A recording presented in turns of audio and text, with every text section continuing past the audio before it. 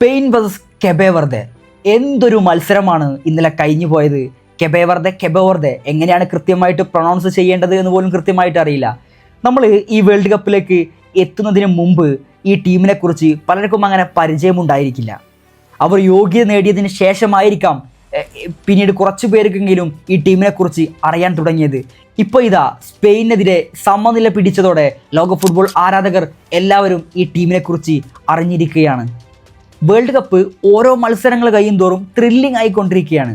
മിനിയാന്ന് മൊറോക്കോയാണെങ്കിൽ ഇന്നലെ ഇപ്പോൾ ജപ്പാൻ, ഇന്നിപ്പോൾ ആഫ്രിക്കയിൽ നിന്നുള്ള ആഫ്രിക്കൻ ഭൂഖണ്ഡത്തിൽ ഒരു ചെറിയ ദ്വീപിൽ നിന്നുള്ള ഒരു രാജ്യമാണ് കെബേവർദെ. അവരാണ് ഇന്ന് ലോക ഫുട്ബോളിനെ ഞെട്ടിച്ചിരിക്കുന്നത്. അവരുടെ ചരിത്രത്തിൽ ആദ്യമായിട്ടാണ് വേൾഡ് കപ്പ് കളിക്കാൻ വരുന്നത്. ആ ചരിത്രത്തിലെ ആദ്യ ഡെബ്യൂ മാച്ചിൽ സ്പെയിനെതിരെ ഒരു സമനില തളച്ചുകൊണ്ട് ഒരു വിജയ തുല്യമുള്ള ഒരു സമനിലയിലേക്ക് ആ മത്സരത്തെ കൊണ്ടെത്തിച്ചുകൊണ്ട് ആ ഒരു പോയിന്റ് അവർ ചരിത്രത്തിലെ ആദ്യ വേൾഡ് കപ്പ് പോയിന്റ് സ്വന്തമാക്കിയിരിക്കുകയാണ്.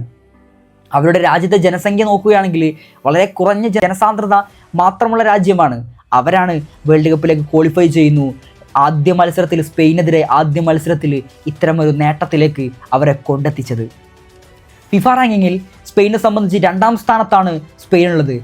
കെബേവർദെ ആണെങ്കിലോ 67ാം സ്ഥാനക്കാരാണ്. നമ്മൾ എന്ത് തുലാസ് കൊണ്ടളന്നാലും എത്രയോ മികച്ചവരാണ് സ്പെയിന്. ആ സ്പെയിനെതിരെ ഇത്തരമൊരു നേട്ടം ഒരു കുഞ്ഞൻ ടീം നേടുമ്പോൾ അത് ഭയങ്കര സ്പെഷ്യലായിട്ടുള്ള കാര്യമാണ്. സ്പെയിനെ സംബന്ധിച്ച് ഒരു എംബാരസിംഗ് ആയിട്ടുള്ള ഒരു മൊമെൻ്റാണ് ഇപ്പോൾ അവർ സാക്ഷ്യം വഹിച്ചു കൊണ്ടിരിക്കുന്നത്. മത്സരത്തിൽ നിരന്തരം സ്പെയിന് ട്രൈ ചെയ്തുകൊണ്ടിരിക്കുന്നുണ്ട്. 27 ഷോട്ടുകൾ സ്പെയിൻ എടുത്തപ്പോൾ അതിൽ 12 എണ്ണവും ടാർഗറ്റിലേക്ക് എത്തിച്ചിട്ടും ഒരു ഗോൾ കണ്ടെത്താൻ അവർക്ക് സാധിച്ചിട്ടില്ല.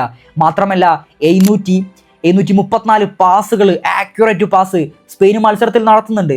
മത്സരത്തിൻ്റെ പൊസിഷൻ ആണെങ്കിലും മത്സരത്തിൻ്റെ ഏത് മേഖലകൾ നമ്മൾ പരിശോധിച്ച് നോക്കിയാലും അവിടെയൊക്കെ സ്പെയിൻ്റെ ആനുകൂല്യമാണെങ്കിൽ മത്സരത്തിൽ അവർക്ക് ഒരു ഗോൾ നേടാൻ അവർക്ക് സാധിച്ചില്ല. അതിന് കെബയുടെ കീപ്പറായ വൊസീഞ്ഞ സമ്മതിച്ചില്ല എന്ന് വേണം പറയാൻ. നമ്മൾ ഈ മത്സരത്തിൽ കെബേവർദെയുടെ ഓരോ താരങ്ങളുടെ പ്രകടനവും നമ്മൾ എടുത്തു പറയേണ്ടതാണെങ്കിലും നമ്മൾ എടുത്തു പറയേണ്ട മറ്റൊരു വ്യക്തിയാണ് വൊസീഞ്ഞ എന്ന് പറയുന്ന പോർച്ചുഗലിൽ ഇപ്പോൾ ഫുട്ബോൾ കളിച്ചു കൊണ്ടിരിക്കുന്ന ഈ 40-കാരനെ കുറിച്ചിട്ട്. 40 വയസ്സുണ്ട് അദ്ദേഹത്തിൻ്റെ എക്സ്പീരിയൻസ് കൊണ്ട് മാത്രമായിരിക്കാം ഈ മത്സരത്തിൽ, ഈ സ്പെയിനെതിരെ ഈ ഒരു മത്സരത്തിൽ അവർക്ക് ഈ സമനില എന്ന് പറയുന്ന വിജയതുല്യമുള്ള ഈ നേട്ടത്തിലേക്ക് എത്താൻ സാധിച്ചത്. അത്രയും പ്രഷറുള്ള ഒരു മത്സരത്തിൽ സ്പെയിനെതിരെ വേൾഡ് കപ്പ് പോലത്തെ ഒരു ബിഗ് കോമ്പറ്റീഷൻ കളിക്കുമ്പോൾ ഇത്രയും പ്രഷർ ഇല്ലാതെ ഇത്ര കൂളായിട്ട് പ്രഷറൊക്കെ റിലീസ് ചെയ്ത് എങ്ങനെയാണ് ഈ മനുഷ്യന് കളിക്കാൻ സാധിച്ചത്? എത്ര സേവുകൾ അദ്ദേഹം നടത്തി, ക്ലോസ് റേഞ്ചിൽ വരുന്ന ഷോട്ടുകളൊക്കെ അദ്ദേഹം തട്ടിയകറ്റി. ചിലപ്പോഴൊക്കെ ഫുട്ബോളിൽ ഗോൾ അടിക്കലും മാത്രമല്ല, കൃത്യമായിട്ട് ഡിഫെൻഡ് ചെയ്ത് ലഭിക്കേണ്ട ആ ഒരു പോയിന്റെങ്കിൽ ഒറ്റ പോയിന്റ് ലഭിക്കൽ വളരെ ഇമ്പോർട്ടൻ്റ് ആയിട്ടുള്ള കാര്യമാണ്. അതാണ് ഇന്ന് കെബേവർദെയുടെ മത്സരത്തിൽ നമ്മൾ കണ്ടത്. പ്യുവർ ആർട്ട് ഓഫ് ഡിഫെൻഡിങ്, എങ്ങനെ കൃത്യമായിട്ട് ഡിഫെൻഡ് ചെയ്ത് മത്സരത്തെ നിയന്ത്രിക്കാമെന്നവർ കൃത്യമായിട്ട് കാണിച്ചു തരുന്നുണ്ട്. സ്പെയിനിന് വേണ്ടി പ്രൈം ടൈമിൽ പന്ത് തട്ടിക്കൊണ്ടിരിക്കുന്ന ഒരുപാട് പ്രഗത്ഭരായ താരങ്ങൾ, പെഡ്രി അടക്കം ഫെറാനും യമാലും. ഹാഫ് ടൈമിന് ശേഷമാണ് യമാൽ കടന്നു വരുന്നത്. അദ്ദേഹത്തിന് ആകെ 2-3 ടച്ചസ് മാത്രമാണ് ബോക്സിലേക്ക് നൽകാൻ സാധിച്ചിട്ടുള്ളൂ. അദ്ദേഹത്തെ വരെ കൃത്യമായിട്ട് അവർ മാർക്ക് ചെയ്തു, കൃത്യമായിട്ട് അയാളെ വരെ അവർ പൂട്ടിയെന്നതാണ്. അപ്പോൾ നമ്മൾ പറയുന്നത് അത്രയും പ്രൈം ടൈമിൽ പന്ത് തട്ടിക്കൊണ്ടിരിക്കുന്ന താരങ്ങളുടെ അറ്റാക്കുകളെയാണ് കെബേവർദെയുടെ താരങ്ങൾ കൃത്യമായിട്ട് ഡിഫെൻഡ് ചെയ്ത് ആ മത്സരത്തെ നിയന്ത്രിച്ചത്. എത്ര ഷോട്ടുകൾ അവർ ബ്ലോക്ക് ചെയ്യുന്നുണ്ട്, എത്ര അറ്റാക്കുകൾ അവർ തടഞ്ഞു. ഏറ്റവും ഹൈലൈറ്റ് എന്താണെന്ന് വെച്ചാൽ ക്ഷീണം എന്നൊരു സാധനം അവരുടെ ബോഡി ലാംഗ്വേജിൽ പോലും നമ്മൾ കണ്ടിട്ടില്ല. അവർ പ്രസ് ചെയ്യാൻ പോകുന്നുണ്ട്, ബോൾ റിക്കവർ ചെയ്യുന്നു, പിന്നെ അത് കൗണ്ടർ അടിക്കുന്നു. കൃത്യമായിട്ട് എക്സിക്യൂട്ട് ചെയ്താണ് അവർ ആ ഫുട്ബോൾ കളിച്ചത്. വെറും ഡിഫെൻഡിങ് മാത്രമായിരുന്നു അവർ, ഒരിക്കലുമല്ല. അവർ കൃത്യമായിട്ട് ആ പന്തിനെ റിക്കവർ ചെയ്യുന്നുണ്ട്, കൃത്യമായിട്ട് കൗണ്ടർ അടിക്കുന്നുണ്ട്. ആ കൗണ്ടർ അടിക്കുമ്പോഴും അവർ വെറുതെ ഒരു കൗണ്ടർ അടിച്ച് അത് ക്ലിയർ ചെയ്യുന്ന ഒരു പ്രകൃതമെല്ലാം നമ്മൾ കണ്ടത്.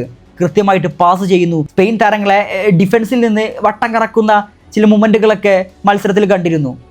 അത്രയും പ്രഷറൊക്കെ റിലീസ് ചെയ്തുകൊണ്ടാണ് കെബേവർദെയുടെ താരങ്ങൾ ഫുട്ബോൾ കളിച്ചിരുന്നത്. പറഞ്ഞ പോലെ ചിലപ്പോഴൊക്കെ ഗോളടിച്ച് വിജയിക്കലും മാത്രമല്ല ഫുട്ബോൾ, കൃത്യമായിട്ട് തങ്ങളെക്കാളും ശക്തരാണ് എന്നറിഞ്ഞിട്ടും കൃത്യമായിട്ട് ഡിഫെൻഡ് ചെയ്ത് ആ ലഭിക്കേണ്ട ആ ഒരു പോയിന്റ് അവർ കൃത്യമായിട്ട് സൂക്ഷിച്ച് വേൾഡ് കപ്പിൻ്റെ ആദ്യ മത്സരത്തിൽ തന്നെ ഹൃദയം കവരാൻ അവർക്ക് സാധിച്ചിട്ടുണ്ടെങ്കിൽ ഈ വർഷത്തെ അണ്ടർഡോഗ്സ് ആയിട്ട് മാറാൻ ഏറ്റവും കൂടുതൽ സാധ്യതയുള്ള ടീമാണ് കെബേവർദെ എന്ന് പറയുന്നത്. വെറും ഡിഫെൻഡിങ് മാത്രമല്ല കെബേവർദെ കാഴ്ചവെച്ചിരുന്നത്. ഷോട്ടുകൾ കണക്ക് നോക്കുകയാണെങ്കിൽ 6 ഷോട്ടുകൾ മൊത്തത്തിൽ കെപ്പെ വെർദെ സ്പെയിൻ്റെ പോസ്റ്റിലേക്ക് അടിച്ചിട്ടുണ്ട്. അതിൽ 3 ടാർഗറ്റിലേക്ക് എത്തിക്കാനും കെപ്പെ വെർദെക്ക് സാധിച്ചിട്ടുണ്ട്.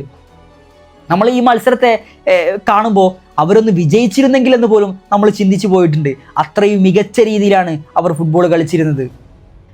എന്തായാലും ഗ്രൂപ്പ് എച്ച് ഒരു ഇൻട്രസ്റ്റിംഗ് ആയിട്ട് മാറുകയാണ്. ഇപ്പോൾ ഇന്നലെ ഉറുഗ്വ സൗദി അറേബ്യ മത്സരം കഴിഞ്ഞതോടുകൂടി അവരും തമ്മിൽ സമനില ആയതോടുകൂടി ഇപ്പോൾ ഇതാ 4 ടീമുകളും സമനില ഓരോ പോയിന്റ് വീതം ലഭിച്ചിരിക്കുകയാണ്. അതിലിപ്പോൾ 4ാം സ്ഥാനത്താണ് കെപ്പെ വെർദെ എങ്കിലും അവർക്ക് കയറി വരാനുള്ള ചാൻസ് വളരെ കൂടുതലാണ്. അവർക്കുള്ള ആ ഒരു ആംബിയർ ഉണ്ട്, പോരാട്ട വീര്യം അവരിലുണ്ട്. അപ്പോൾ ഈ വേൾഡ് കപ്പിലെ ആദ്യത്തെ അണ്ടർഡോഗ്സായി മാറുകയാണ് കെപ്പെ വെർദെ.